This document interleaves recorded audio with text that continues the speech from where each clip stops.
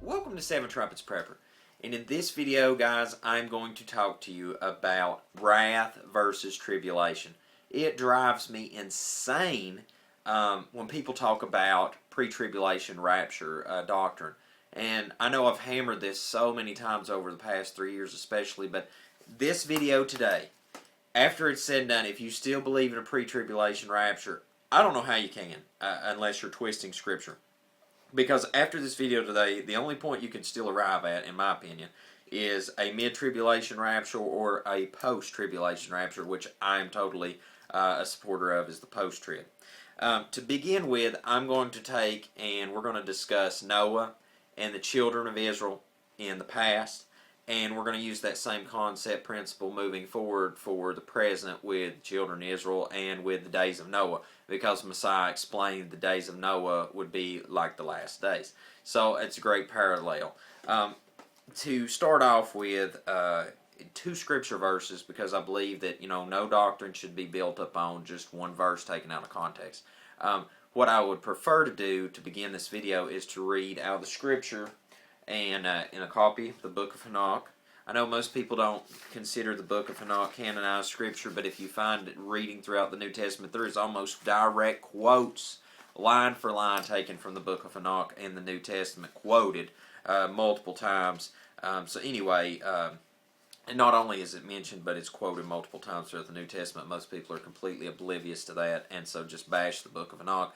But anyway, in the first chapter, the first verse, so you can look one of these up online if you don't have a copy, is the words of the Barakah, it means blessing of Enoch, with which he Baruch blessed the righteous and elect and righteous, who will be living in the day of tribulation, when all the wicked and unrighteous are to be removed. So in the book of Enoch, in the very first chapter, the very first verse, so you don't have to be no master Bible scholar, and I'm not trying to be a smart aleck. I mean, like, this is as simple as it can get. Right there it says, in the day of tribulation. So people's already living in the day of tribulation in the book of Enoch, according to that right there. Now, there's one witness that there's tribulation before Messiah comes. Now, a direct quote from Messiah himself. Matthew chapter 24, verse 29. And immediately after the distress of those days. Now, when you look in the Strong's Concordance, if you get you the copy of eSword, that I've gave links to before, if you look that word up, distress, some some Bibles will say tribulation. Some will say distress. I like to use the Hallelujah Scriptures version, so it says distress, and which is, in my opinion, a great way of describing it. But tribulation is on key, and that actually does mean tribulation. But I like the distress of those days, because we are living in distressful days. It says, the sun shall be dark, and the moon shall not give its light, and the stars shall fall from the Shemayim, from the heavens, and the powers of the Shemayim, the heavens, shall be shaken. And then the sign of the Son of Man shall appear in the Shemayim, then all the tribes of the earth shall mourn, and they shall see the Son of Man coming in the clouds of heaven with much power and much esteem. He shall send his messengers with a great sound of a trumpet. So, there we go. Immediately after the tribulation of those days. So we have multiple witnesses throughout the pages of Scripture talking about that there's tribulation, and then there's wrath. So there's no doubt about it, there's tribulation. And we have multiple witnesses from the book of Enoch, from the Scripture itself, that most people will have no issue arguing the 66 books. So, I mean, you've got witnesses all over the place that tribulation is taking place, and then there's wrath. And with that said, I want to backpedal now to the days of Noah, because Noah is a perfect example of tribulation versus wrath. And what I mean by that is Noah lived in a day when there was going to be tribulation, no doubt about it. Imagine waking up each day and what you're seeing is the pages of the Lord of the Rings book literally coming to life before you. And I'm not trying to bring magic and wickedness into the scripture. What I'm saying is you got to think about this. You're seeing Nephilim, mingling of seed with angels and men. So you've got giants walking on the earth. You've got fallen angels on the earth. You've got all sorts of technology being imparted to man from higher beings. People today consider that UFOs and things like that. All it is, fallen angels have been with us since the beginning. I've done a video documentary about that also. So you have all this crazy stuff. You have dinosaurs. You have all these things going on, and the whole world's just discombobulated. And Noah is living in a day when there's tribulation, and he's trying to prepare. So not only is this guy living in it, he's prepping. So then once the boat is built, he enters into it.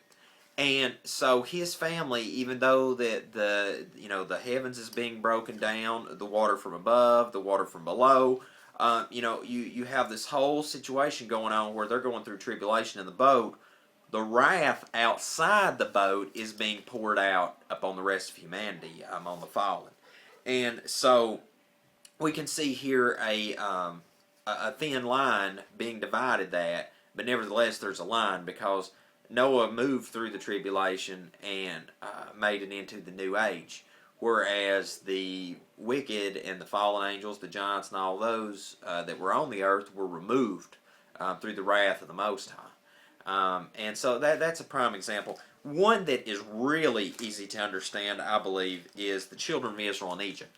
Now, if you look, the children of Israel in Egypt went through all sorts of tribulation, but they did not experience the wrath of the Most High. They had a Passover.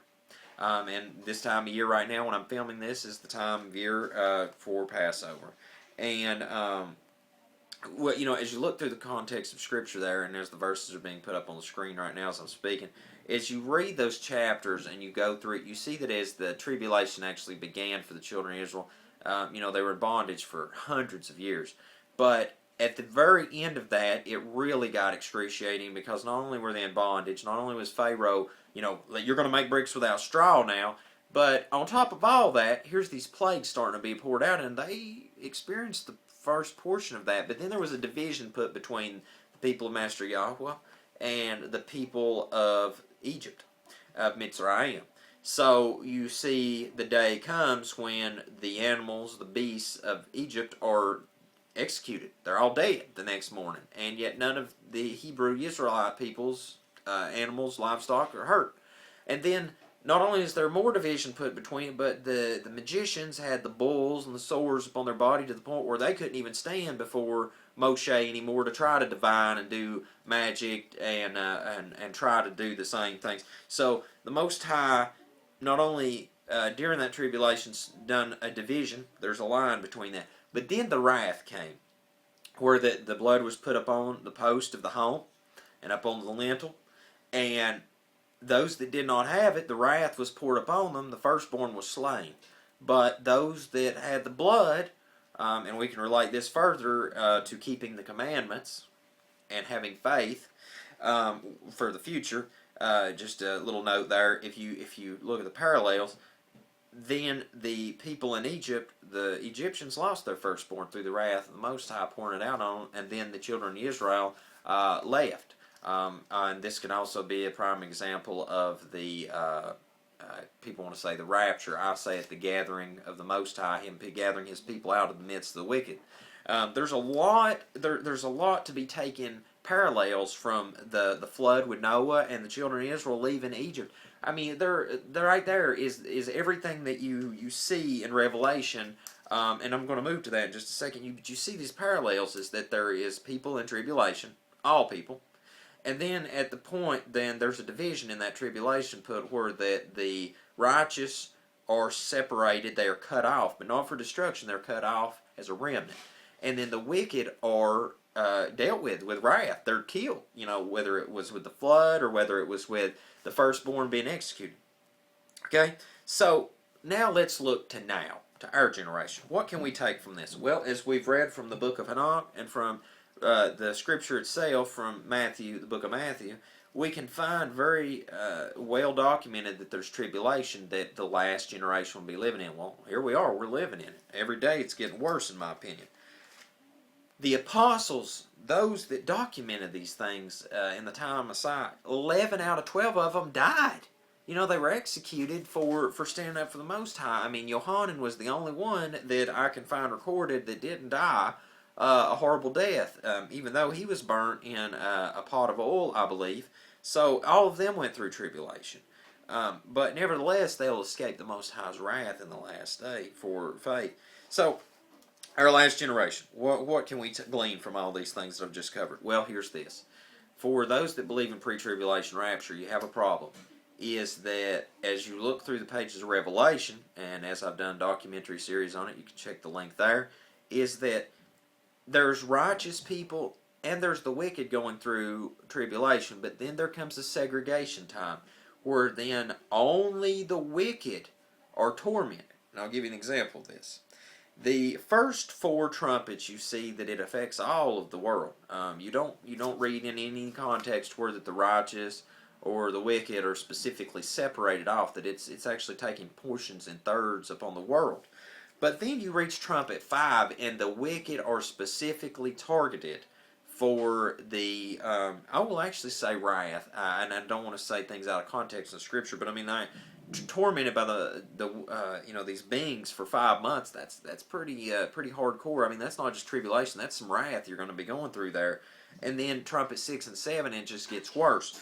Well, the thing that I would take from that is that you see that in Revelation that there is those that are sealed, and there are those that have a mark either up on their forehead or up on their hand. Well, if people are already raptured out, then who are these that are those that keep the commandments and have the faith in Messiah and are sealed? Well, you know, if they're already removed from the face of the earth, then why is this being described in Revelation that these people are protected? So it goes to show you that there is a division, because Revelation 16 goes into laying out the wrath, the bowls that are being poured out upon the wicked. Now you would ask I know many people ask the question, and this is one that goes through my mind at that point, is that the seventh trumpet, is that when the people are gathered by the messengers and then the wicked are having these the bowls poured out? You know, it says at the last trumpet that the Messiah would come with the messengers. You know, that's what we see based upon reading Scripture. That's the context we see going on. My thought process is that, you know, just with Noah entering into the ark through the time of tribulation and going through it, and the children of Israel exiting Egypt as the wrath is being poured out upon the wicked, is that I feel that that's pretty contextual, that that's what we'll experience in our generation, is those that keep the commandments and have faith in Messiah and are obedient. At that seventh trumpet, that will be when the messengers begins taking the people of the Most High out of harm's way, and that the bowls of wrath are poured out upon the wicked at that conjuncture. And it makes perfect sense then that you have the removing of the righteous out of the way before that would happen. And there's that division, that thin red line that, you know, right before that starts, those people are taken out of the way. And I most certainly hope that's the case. Nevertheless, if we're here when the bowls of wrath are poured out upon the wicked, it's irregardless, because at that point the Scripture plainly teaches that the righteous are protected. And it would be a terrible thing to experience and see that, especially if you've got loved ones that are lost and they're suffering and being executed right there before you, and you're fine. I mean, oh gosh, that'd be painful to have to see, and I would prefer not to view that.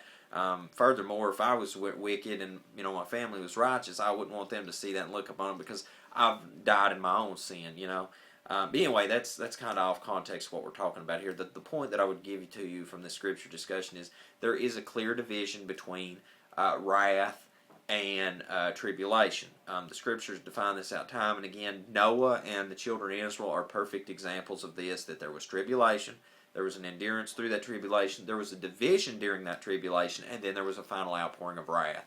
So, and at the end of the day, those that came out on top were those that kept the commandments of the Father. So anyone that wants to say that, you know, the trumpets, for example, with the trumpets, that there is, it's nothing but wrath, there's actually the trumpets, which is a wake-up call in my opinion, which is tribulation.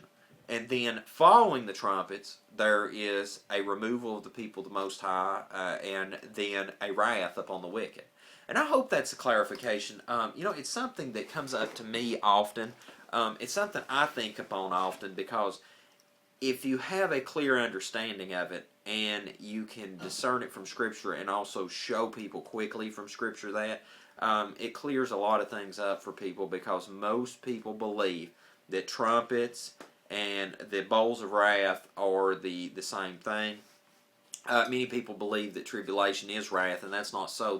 There's two different, there's a total different division there, that tribulation is one thing that all people have went through in their life, and then wrath is specifically, always we find throughout Scripture, for those that are disobedient. The wrath is to be poured out upon the wickedness. So I hope that's a help to you, and until we see you again here at Seven Trumpets Prepper channel and on another Scripture discussion, I hope you have a most blessed day in Yahushua's name.